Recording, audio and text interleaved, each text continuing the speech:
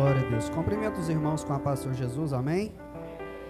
Contar com a ajuda aí do Mateus, mas do Maiquinho, fazendo aquele fundo musical abençoado. Quero convidar a igreja a abrir as vossas Bíblias, Mateus 6, versículo 22 e 23. Mateus 6, versículo 22 e 23. Enquanto os irmãos procuram aí, eu e minha esposa estamos com roupas típicas lá de Moçambique. No último dia lá, eles nos doaram, comprou um pano lá, fez para mim essa roupa aqui, mandou ali para minha esposa também uma roupa típica de lá. E nós estamos aqui nesse culto a Deus, com a palavra voltada para missões, vestido tipicamente como os nossos irmãos africanos. Pastor David também, sem combinar, também veio vestido típico. Glórias a Deus. Vamos ler a palavra do Senhor, Mateus 6, 22 e 23. Diz o seguinte: são os olhos a lâmpada do corpo. Se os seus olhos forem bons, todo o seu corpo será luminoso.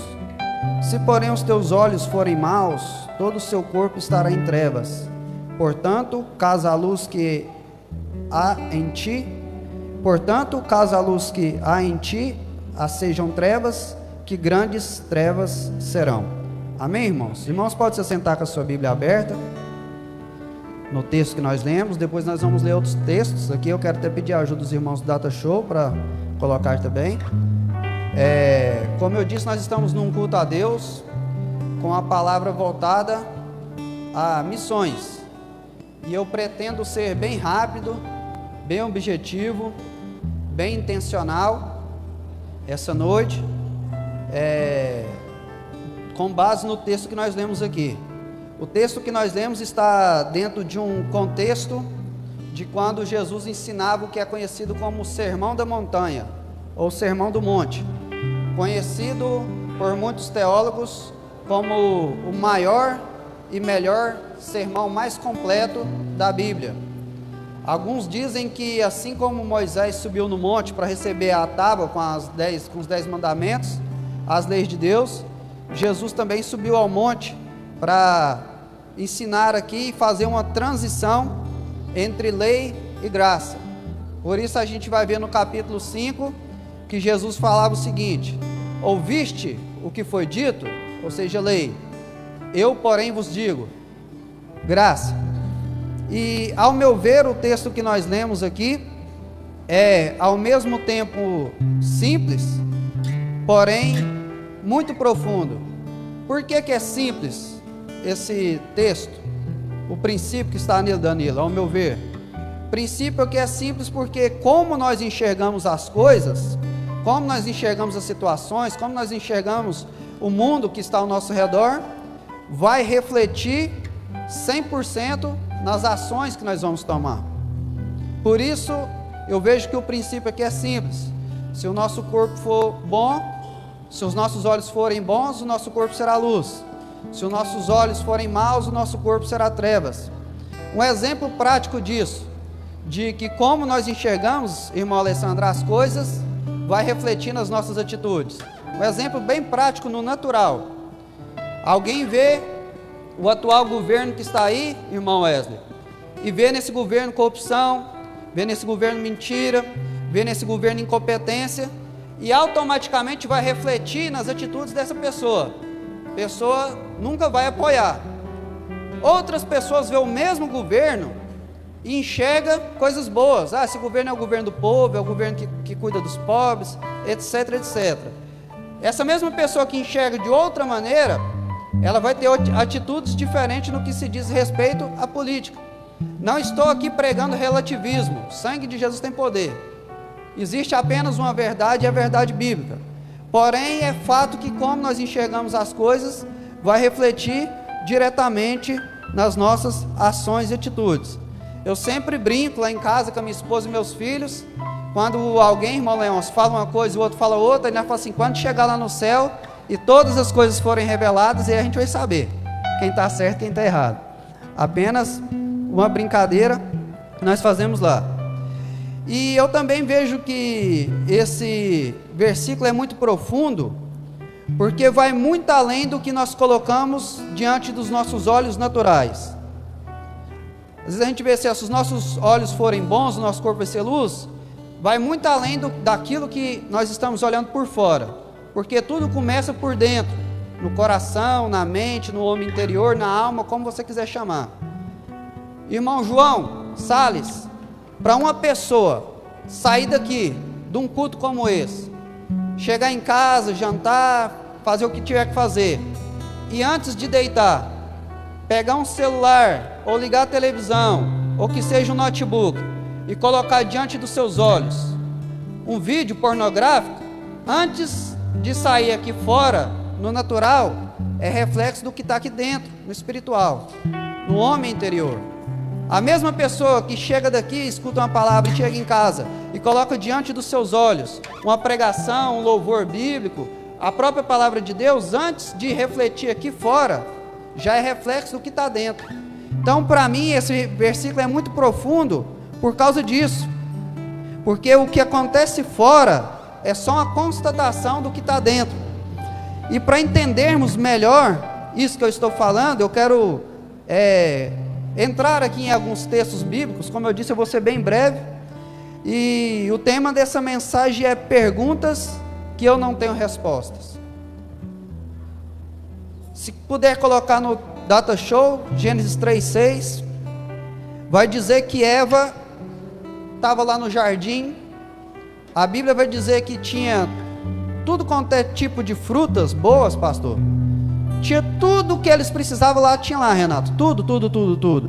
Porém o texto vai dizer que, e viu a mulher que aquela árvore era boa para se comer, e agradável aos olhos. E a primeira pergunta que eu quero refletir aqui com vocês, sobre esse texto que nós lemos, se os nossos olhos forem bons, o nosso corpo vai ser luz, e se os nossos olhos forem maus, o nosso corpo vai ser trevas. O que Eva viu naquela árvore? O que Eva viu naquele fruto que fez ela trocar uma comunhão perfeita com Deus pelo aquele fruto, pelaquela árvore? É de encabular, irmãos, porque nós não temos uma comunhão perfeita com Deus. Hoje, por algumas vezes, eu busquei a Deus, tentei orar, e muitas vezes parece que o céu está travado, né, David? Você ajoelha, você senta, peleja, não consegue. Mas Eva e seu esposo, não, eles tinham uma comunhão profunda com Deus. Mas ela viu alguma coisa ali naquela árvore, naquele fruto, que fez ela ter uma atitude de comer do fruto e depois dar para o seu marido. Eu não tenho resposta para o que ela viu, mas muitas vezes nós também fazemos isso, trocamos o eterno pelo passageiro. Quando nós vamos para Gênesis 4, versículo 4, vai falar sobre um texto que eu gosto muito, a oferta de Abel e a oferta de Caim. E eu já preguei sobre isso lá em casa, já preguei sobre isso aqui, e eu fico me perguntando, pastor Rubens, o que é que Abel viu que ele ofereceu das primícias do seu rebanho, ou seja, o primeiro, e da gordura desse, ou seja, o melhor? Alguma coisa ele viu em Deus, irmão Silvano, para oferecer para Deus o primeiro e o melhor. A Bíblia não mostra detalhes do relacionamento que Abel e Deus tinham, mas a Bíblia mostra claramente que fruto desse relacionamento, fruto daquilo, Michael, que Abel viu em Deus, refletiu nas ações dele, que ele deu o primeiro e o melhor. Você percebe que como nós enxergamos as coisas vai refletir nas nossas atitudes? Quando nós vamos para 2 Samuel, capítulo 11, versículo 2, um dos textos mais tristes da Bíblia, no meu entendimento, vai falar sobre Davi, que a Bíblia chama de um homem segundo o coração de Deus, e o texto vai dizer o seguinte: e aconteceu que numa tarde Davi se levantou do seu leito e andava passeando no terraço da sua casa real, e viu do terraço a uma mulher que estava lavando. e era esta mulher muito formosa à sua vista. O que Davi viu naquela mulher, que fez ele pecar contra um dos seus valentes, um dos homens que dava sua vida por Davi a qualquer hora que ele precisasse? O que Davi viu naquela mulher, que fez ele pecar contra Deus, que tirou ele de trás de um rebanho de ovelhas, para colocar ele no trono? São perguntas, irmãos, que eu não tenho resposta, mas o princípio aqui é claro: como nós enxergamos as coisas, vai refletir nas nossas atitudes, e muitas vezes nós fazemos como o irmão de Jacó, que trocou o seu direito de primogenitura por um prato de lentilhas. Quando nós vamos para Gênesis 6, versículo 22, vai contar a história de Noé. Muitas pessoas dizem que Noé ficou 120 anos construindo a arca. Quando nós vamos olhar a Bíblia e examinar esses números, não batem, mas isso é assunto para outra oportunidade. Mas fato é que Noé ficou muitos anos dedicando o seu tempo, dedicando a sua vida, dedicando os seus recursos, focado no que para mim, irmã Grace, é um dos planos e projetos mais, como que eu vou dizer, mais ousados, mais, vamos dizer uma palavra assim, loucos de Deus. Colocar todos os animais dentro de uma arca. É muito interessante esse projeto.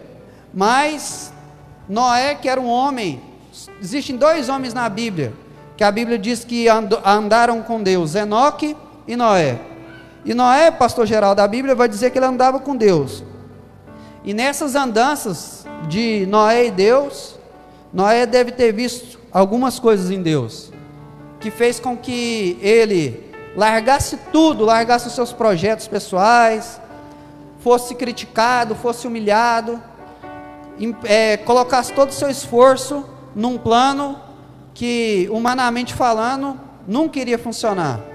Porque além de construir uma arca daquela proporção, naquela época, ainda colocar os animais dentro dela, tinha tudo para dar errado, Danilo. Mas Noé viu alguma coisa em Deus, que a Bíblia não relata muito bem o que é, e eu também não tenho resposta para isso. Mas o fato é que Noé largou tudo e investiu a sua vida para fazer aquilo que Deus lhe ordenou. Mateus 26, versículo 14 e 15, outro texto muito triste, que vai falar sobre Judas. Judas andou com Deus, com Jesus. Judas viu Jesus curar enfermo. Judas viu Jesus multiplicar pão. Judas expulsou demônio. Judas também curou enfermos. Judas viu Jesus andar sobre o mar. Mas um dia os olhos dele perderam o foco de Jesus e foram fitos em 30 moedas de prata. O que Judas viu naquelas 30 moedas de prata para trocar Jesus por elas? Como que eu vou dar resposta para isso? Eu não sei, mas eu sei que muitas vezes nós também trocamos a nossa comunhão com Deus por coisas fúteis, por coisas inúteis, por coisas que de vez em quando, não sei você, mas de vez em quando eu cometo certo tipo de pecados que eu repito muito, eu falo de novo: meu Deus, que homem miserável que eu sou, me ajuda.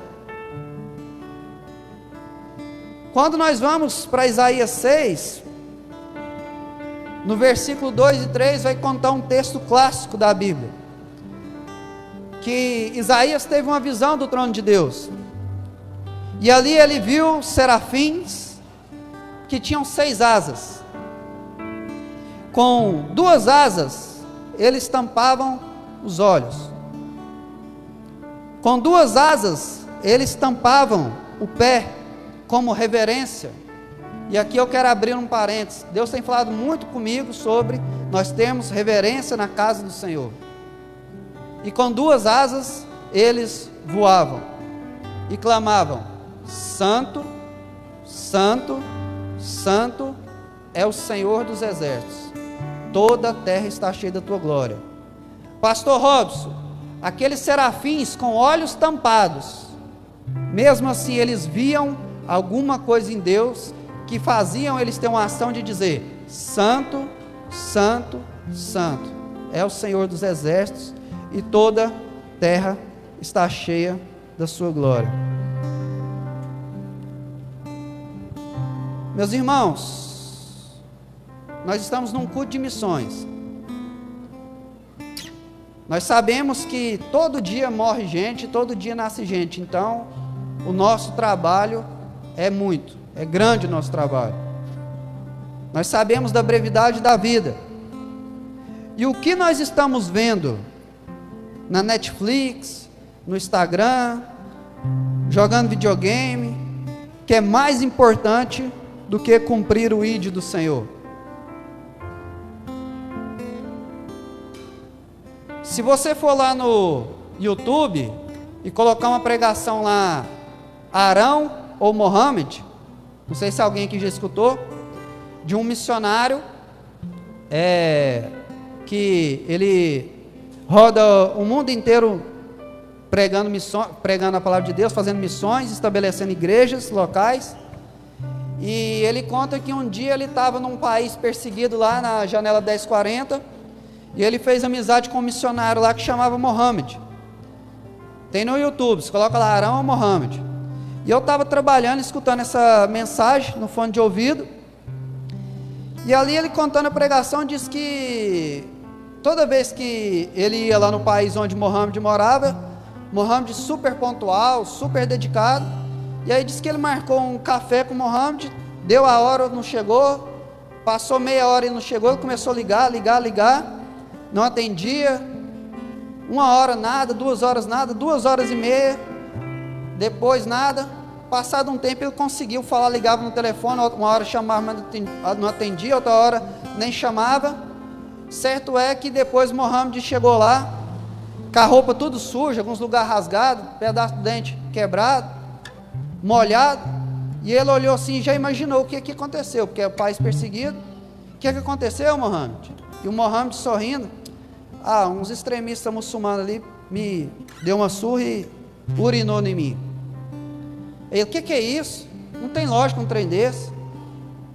Aí ele falou assim: urinou, eles me deu uma surra de novo e urinou em mim. Eu falei assim: de novo? Como assim de novo? Não, quase que de 15 em 15 dias eles me batem, me espancam e fala para mim que se eu não negar o evangelho, se eu não negar a Cristo, uma hora eles vão me matar. E aquele missionário brasileiro ficou revoltado, falou assim: não, mas não pode fazer um trem desse não. E Mohammed rindo, machucado, rindo: não, mas eles pensam que vão fazer eu desistir do evangelho, mas não vão. E o missionário brasileiro espantado, como eu fiquei, e o missionário falou assim para ele assim: Mohammed, e seus filhos? Aí o sorriso dele saiu do rosto e falou assim: meus filhos também são perseguidos. Esses dias um dos meus filhos tomou uma tijolada nas costas quando saiu de casa, e chegou lá muito chorando, com hematoma grande. E eu escutando aquele negócio, pensando: gente, o que é que um homem desse viu em Deus, para de 15 em 15 dias tomar uma surra? Porque quando acontece, a ofensa é para nós, é mais fácil, mas ver os filhos apanhar, eu não falo nem em questão de negar Jesus, mas acelerado um lugar daquele lá. E aí o missionário tentando entender, perguntando a ele: mas seus filhos também são perseguidos? São perseguidos. E sua esposa? E aí diz que ela abaixou a cabeça e começou a chorar: minha esposa também é perseguida. E ele contou, Silvano, e isso eu já estava com um nó na garganta, que um dia eles pegaram, entraram na casa deles, espancou ele, amarrou os filhos no banheiro, espancou a esposa dele, juntou 5 homens e violentaram aquela mulher. Não vou entrar em detalhes porque tem criança aqui, mas vocês estão entendendo. E eles falavam assim para ele: ou nega ou nós vamos continuar. E aquela mulher gritava assim: não nega, não nega, porque Jesus é tudo que nós temos. E eu entrei em crise, peguei minha moto, saí para fora da cidade, eu estava em horário de trabalho, e eu comecei a chorar. um misto de raiva daquele povo, um misto de que Deus é esse que permite isso, e chorando, e o Espírito Santo de Deus trabalhou no meu coração. O que esses homens e mulheres viram em Deus para se manter fiel em meio a isso tudo? Irmãos, eu vou ser sincero, para cima de mim eu até aguento algumas coisas, mas para cima da minha família eu acho que eu desistiria, irmãos. E eu fico pensando, Senhor, o que esse pessoal, o que esse povo viu no Senhor para te amar tanto assim? Eu também quero ver. Quando você vai estudar a história das igrejas, todos os apóstolos foram martirizados, exceto João. Como vocês sabem, nós estamos estudando sobre a Epístola de João. Quando você vai estudar a história sobre o Coliseu, os historiadores vão dizer que pegavam a família inteira, muitos filhos, e aquelas pessoas pegavam primeiro as crianças e falavam assim: vou jogar na arena com o leão, essa é sua última chance, vou jogar seus filhos, ou nega, ou eles vão para a arena. E aqueles homens e mulheres ali com lágrimas nos olhos, se despediam dos seus filhos e diziam: filho, até daqui a pouco. O que essas pessoas viram? E o que nós estamos olhando, como nós estamos enxergando Deus, que o dia passa e nós não estamos produzindo nada. Mas o Alessandro, nós paramos muito na rua para conversar sobre isso. Que tipo de cristianismo nós estamos vivendo? Todas as vezes que eu vou pregar, eu estou falando sobre isso, porque é uma coisa que martela meu coração, irmãos. E a boca fala aquilo que o coração está cheio. Eu fico pensando: Senhor, que tipo de cristianismo nós estamos vivendo? Meus irmãos, com todos os problemas que nós temos aqui no Brasil, irmãos, nós ainda estamos no paraíso.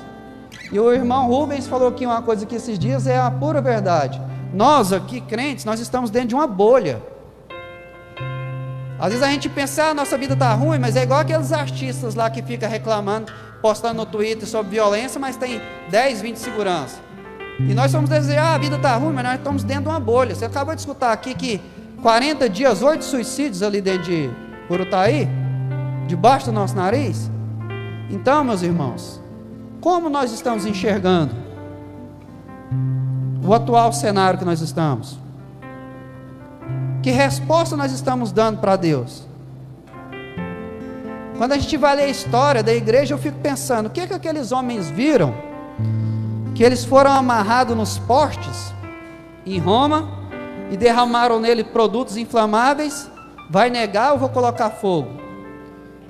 E morriam queimados, glorificando a Deus. O que nós estamos vendo? Eu peço os irmãos da mídia para colocar um vídeo aqui, rapidinho, para a gente ver e terminar orando, por favor.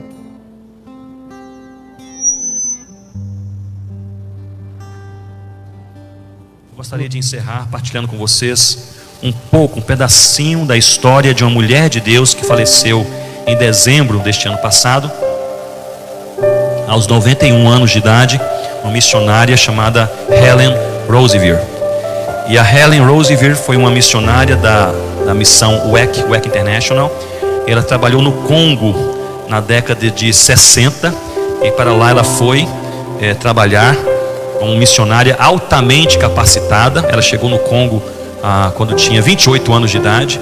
A doutora Helen era médica com doutorado em medicina na Universidade de Cambridge, extremamente bem preparada, com formação também em enfermagem, solteira, sozinha, chegou no Congo, foi para o interior do Congo, numa época em que o país passava por uma guerra civil. Ali ela começou a trabalhar, pregar a palavra de Deus, incansável. Ela fundou uma escola de enfermeiras e ela treinou em poucos anos 100 enfermeiras missionárias africanas, espalhou por todo o país. Não havendo hospitais naquela região em que ela trabalhava como médica, ela escreveu para a sua igreja na Inglaterra, que enviou uma boa oferta, e ela construiu um hospital inteiro naquela região com 100 leitos, e ali começou a treinar paramédicos e enfermeiras, organizou o hospital. Mas o Congo era um país muito perigoso naquela época, pessoas eram mortas, sequestradas, desapareciam, e certa feita a doutora Helen também foi sequestrada por um grupo de rebeldes, de guerrilheiros, e eles a levaram e a mantiveram em cativeiro durante um longo período. E ela escreveu em seu diário algumas coisas que eu gostaria de ler, poucos parágrafos para vocês nessa noite. Ela escreveu: quando presa em cativeiro, ela disse: eles me puxavam pelos pés, batiam em minha cabeça, chutavam-me na boca, quebraram os meus dentes, me humilharam, insultaram, agrediram dia a dia. Dias ou semanas depois, ela escreveu: em uma das noites, o horror ultrapassou todos os limites e fui violentamente abusada sexualmente. Eu senti que Deus havia me abandonado. Dias depois, ela escreveu: logo depois, senti uma impressionante presença de Deus que me dizia: Helen, estes não são seus sofrimentos, são os meus. E o Senhor me encontrou com braços abertos e indizível amor. Seu conforto foi total e eu entendi que seu amor me era suficiente.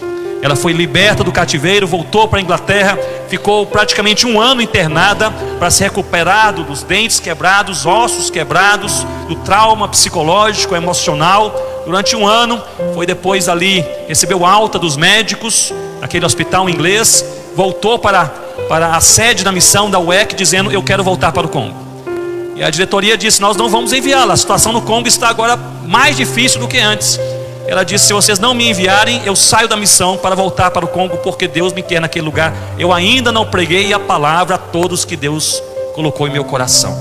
E a missão a enviou novamente para o Congo. Ela voltou para o mesmo lugar, percebeu que os guerrilheiros haviam destruído aquele hospital, único hospital da região, com 100 leitos. Ela escreveu para a sua igreja. O pastor visionário, missionário, levantou mais uma oferta na igreja, enviou para a Helen no Congo, e ela construiu um novo hospital, dessa vez com 250 leitos, e ainda uma escola de enfermagem e uma escola de paramédicos. E ao fim da sua vida, quase ao fim, antes de sair do Congo, ainda um leprosário.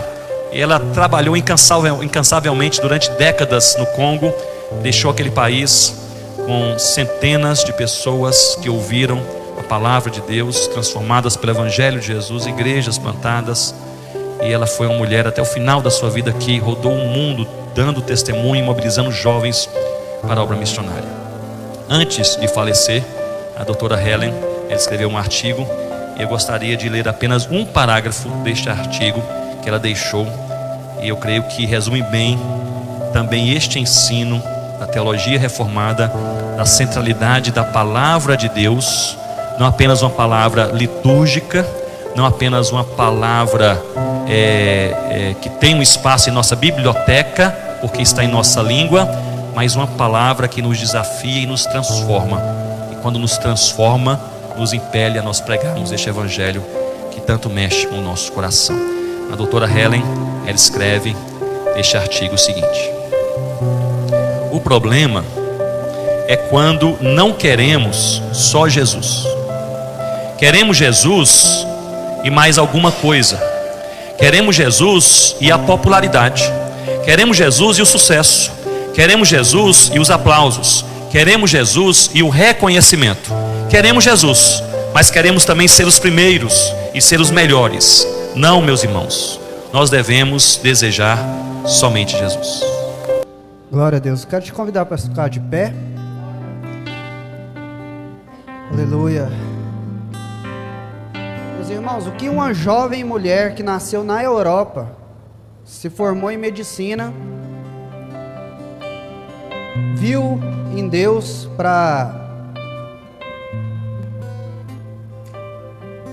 glória a Deus, viu em Deus para largar sua carreira, seu país de primeiro mundo, para ir sofrer por pessoas que ela nem conhece. O que essa mulher viu? Como estão sendo os nossos olhos? Olhos bons ou olhos ruins? Eu senti aqui, pastor, de nós fazer igual aquele culto antigo, chamar as pessoas não para aceitar Jesus, mas para fazer uma aliança com Deus, para que isso aqui não seja só uma palavra de domingo e amanhã, segunda-feira, continua do mesmo jeito. Mas aquele que se sente com o desejo de eu posso fazer mais, eu posso produzir mais, e em Deus eu posso ir mais longe. Eu preciso que Deus toque no meu coração, porque eu quero fazer mais, mas não estou conseguindo. Eu quero convidar vocês para vir aqui para frente. Quero convidar minha família aqui, minha esposa, meus filhos, e direcionar aqui ou para o pastor Robson, para o pastor David, fazer oração. Se você quiser fazer uma oração, receber uma oração aqui, também aqui na frente, para que nós possamos sair daqui realmente incendiados por essa palavra e com senso de compromisso. Se numa casa só o marido trabalha e a esposa não faz nada, ou só a esposa trabalha e o marido não faz nada, essa casa está fadada ao fracasso. E se na igreja só 2 ou 3 fazem alguma coisa e o restante só fica olhando, essa igreja nunca vai ser produtiva. Então eu quero receber a oração, convidar vocês que quiserem receber essa oração, para nós sairmos daqui realmente com vontade de fazer a obra. Aleluias, glória a Deus. Você que entendeu a palavra e sente que você pode ofertar um pouquinho mais a sua vida ao Senhor. Ninguém está pedindo para você sair daqui e ir para a África e fazer igual a missionária, mas de repente tem coisas bem perto de você que você pode fazer e você não está fazendo. E Deus nessa noite, através dessa palavra, Ele abre os seus olhos para que você possa se dedicar um pouquinho mais e se colocar na presença de Deus e dizer: Senhor, eis-me aqui, envia-me a mim. Pode contar comigo, Senhor. Aleluias, glória a Deus. Nós vamos orar. E se você sente nessa noite que precisa fazer um compromisso mais sério com o Senhor, faça isso agora, em nome de Jesus. Pai, em nome do Senhor Jesus, nós estamos aqui na Tua presença, Senhor. Deus, te louvamos pela Tua palavra que é viva e eficaz.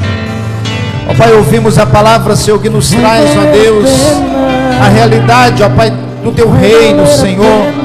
A realidade, Senhor, do nosso chamado, ó Pai. E que por muitas das vezes, Senhor, nós ficamos, ó Pai, acomodados na nossa zona de conforto, Senhor. Enquanto, Senhor, nós poderíamos estar ofertando mais.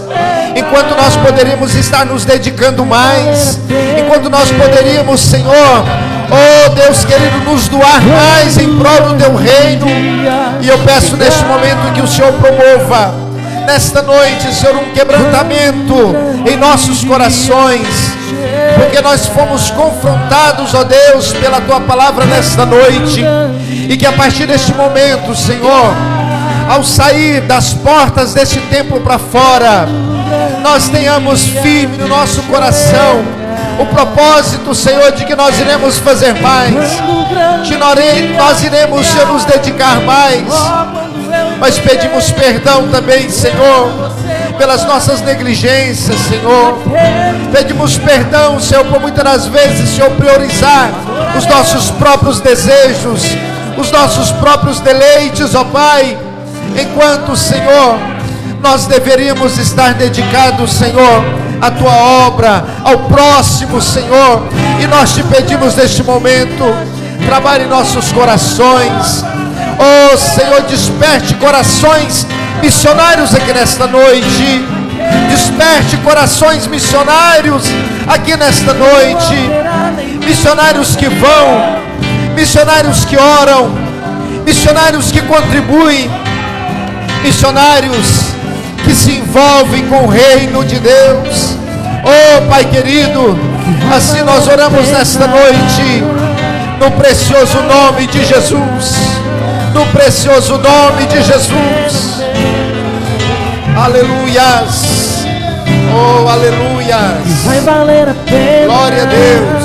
Aleluias. Vai valer a pena. Aleluias. Vai valer a pena. Glória a Deus. Volte para o seu banco. Aleluias. Glória a Deus. Aleluias. Glória a Deus. Essa canção que o Maiquinho estava cantando nos diz que vai valer a pena.